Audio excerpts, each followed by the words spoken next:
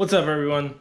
Fair warning before this video starts. It's kind of a mashup between a few days, so to speak. Today is Sunday, the 28th, so this video actually started last Sunday, and then there is a day where I drove the car to work, and then yesterday, Saturday, I worked on it a little bit, and then today, Sunday as well. So it's kind of gonna jump around a little bit, just, you know, giving you a heads up, just so you're not like, what the heck is going on? But anyway, here we go.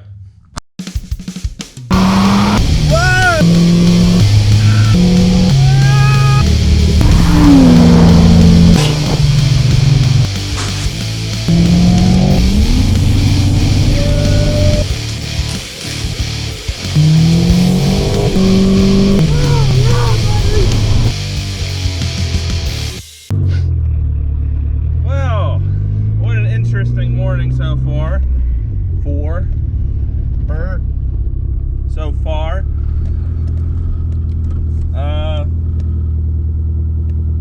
Tried to push the Conquest out of the garage so I wouldn't wake the kids up.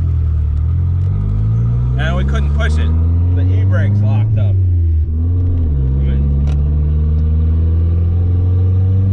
But we're gonna go for it anyway. We just pulled over and checked the timing and everything like that to see if it had moved any, and it was at like 15 degrees before top dead center, and so we adjusted it to 10, and we're gonna make some rips, iron out this tune, get ready for March 13th.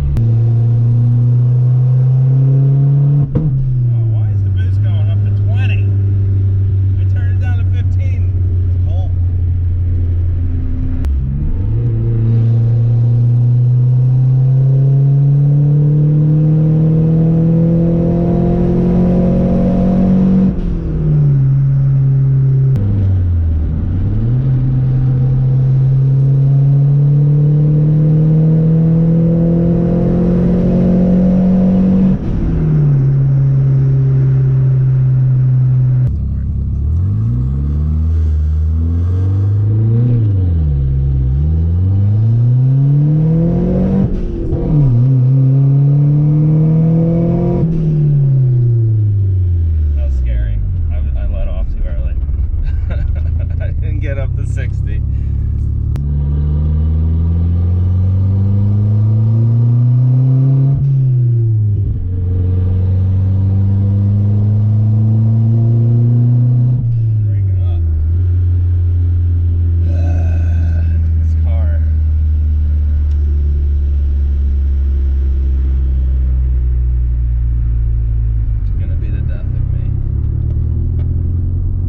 Alright guys, so it's been a few days. Decided to take the car to work again today to see if I can iron out the tune a little bit more. One thing I did, when I put those new spark plugs in, Randall and I both noticed that they were non-resistor spark plugs, and sometimes in these cars, well, any like 80s car or whatever, they can do weird things if they don't have non-resistor plugs back in them. So I went ahead and put my old spark plugs back in because they were the NGK 7031s that pretty much everybody uses.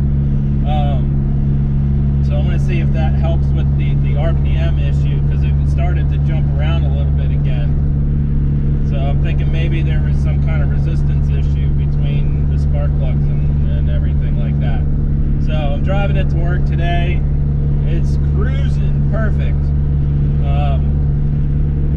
But once I get on the highway, I'll try to do a pull and see if it jumps around again.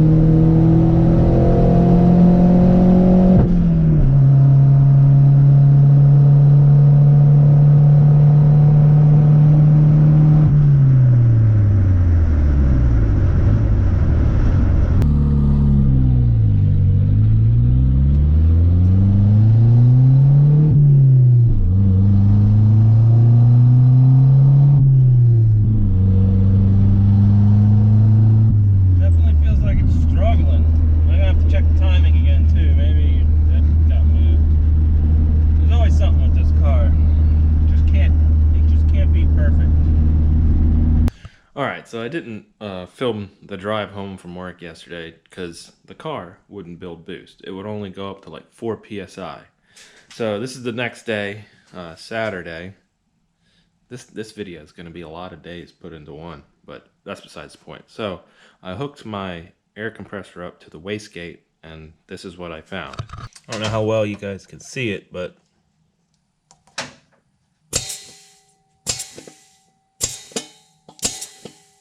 wastegate's getting stuck. So what I'll probably end up having to do is take the downpipe off, see what it's getting stuck on, and maybe take some, I don't know, maybe some sandpaper or something to smooth out the around the flapper.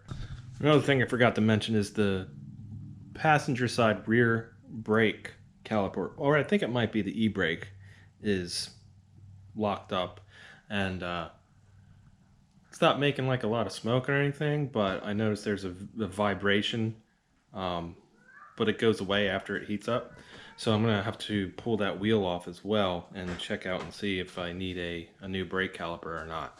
So I'm gonna do now, I'm gonna actually pull the car out and turn it around and pull that off.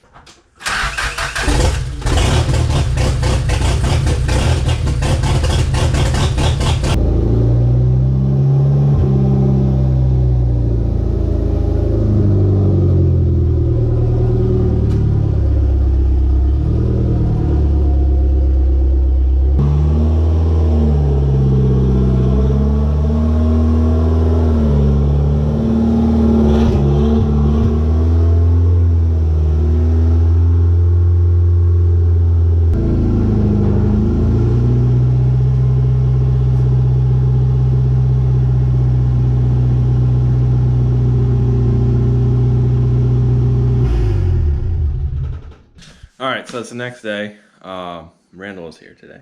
Hi. Say hi. Before I get into what we're going to do today, I want you to pause this video and go over to our friends on the West Coast, SleepRGarage. What do I say, SleepRGarage? Probably because the R is red. It's SleepRGarage. Links there and in the description. They're almost at 1,000 subscribers.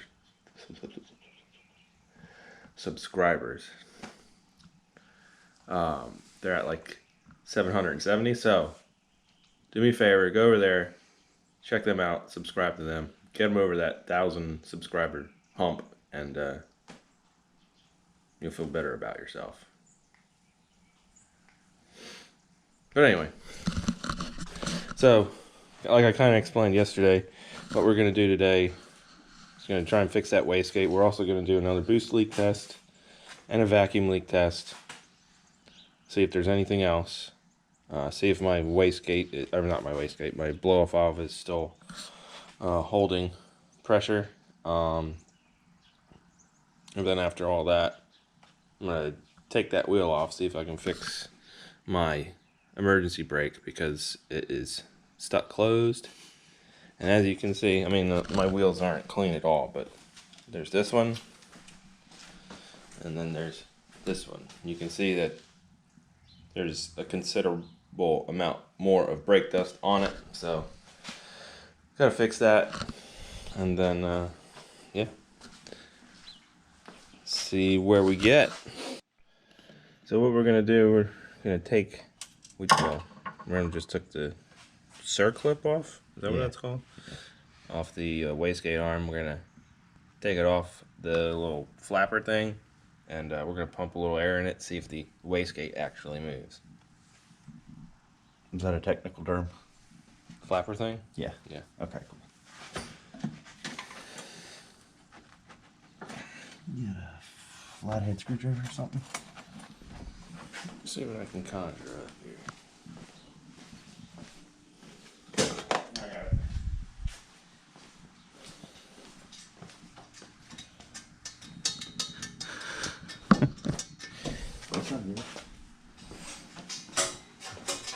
What? The arm is freezing.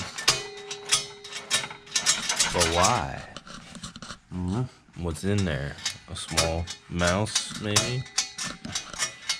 It feels really notchy. Like it just needs to be like smoothed out or something.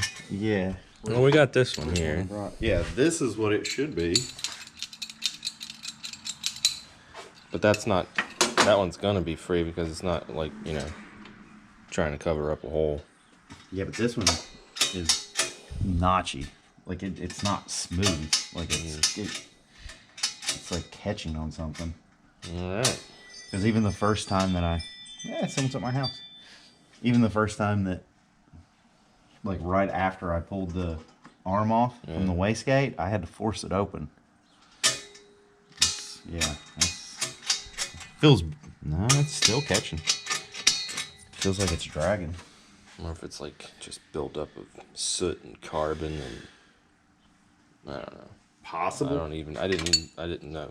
I didn't test it before put the turbo on or anything, so we might end up just putting this one on. It's the same thing. It moves pretty freely. That's what it's supposed to do. Is that bent? Probably from where they welded it, it warped it a little. Oh, okay. All right, so we're gonna, I guess, take the Turbo blanket off. Yeah. Take the downpipe off, and well, you should be able to take that one V-band and then just slide the downpipe back, and we should have room to get the bolts off of it. All right. Well, it's losing daylight.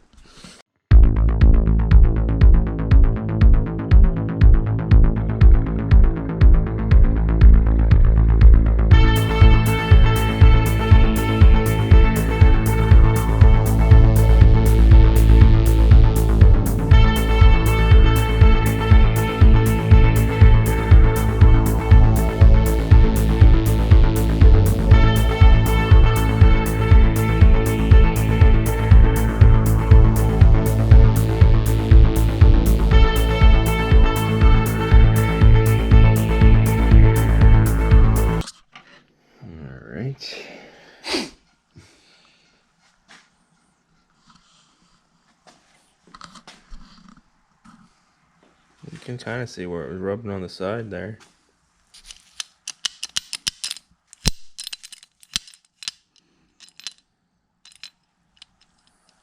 Or is it the arm itself? No. The flapper's dragging on the housing. Yeah. So either... there's a little bit of play in that arm. There's a little bit of play in it.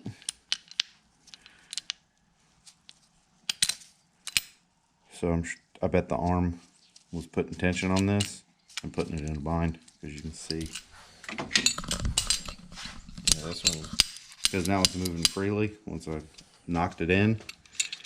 But yeah, look at the size difference between this circle compared to that one. Mm-hmm.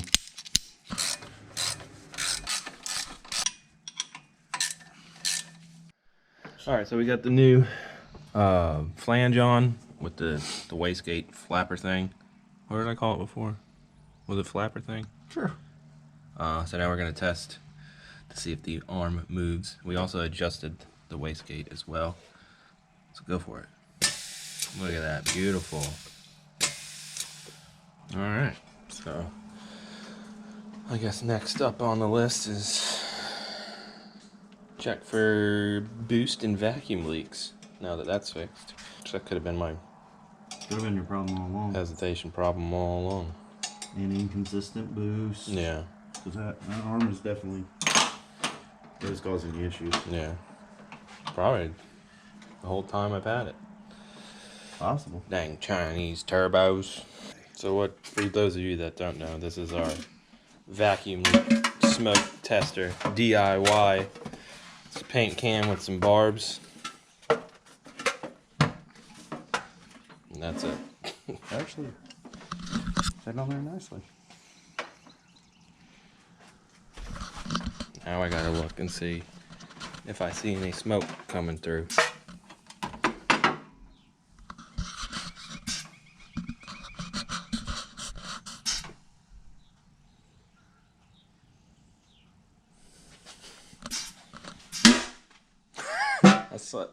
I don't know what the PSI is on that.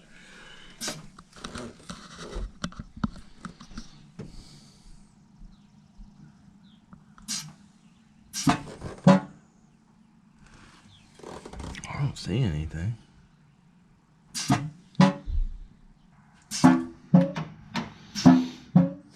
I'm waiting for that thing to pop off and hit me in the face. Alright, so no major leaks. Did notice that the nylon tube for the boost gauge is pretty dry rotted, so I'll probably end up replacing that to be on the safe side. But yeah, we didn't really see any smoke coming out of anything else. So yeah, we're good there. No vacuum leaks. There. Now we're gonna try a boost leak test. See if I fixed all my leaks after driving it a few times. All right, boost leak test came out with flying colors, no leaks. So my 3 leaks were the nipple on this, the coupler here, and my blow-off valve. And well, we didn't have that hooked up, but nothing came out of the blow-off valve or the coupler there. So no boost leaks, no vacuum leaks. So I guess it was just a wastegate. JDM, yeah. Alright, so now I'm gonna jack up this here car and take the wheel off, see what I find on the e-brake.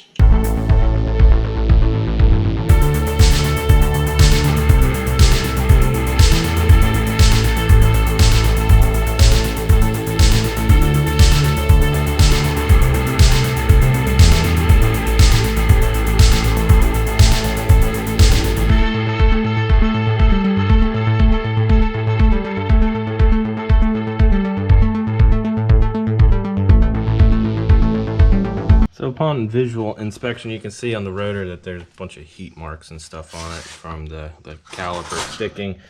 Now, I don't know if it's just the e-brake or if it's the caliper itself.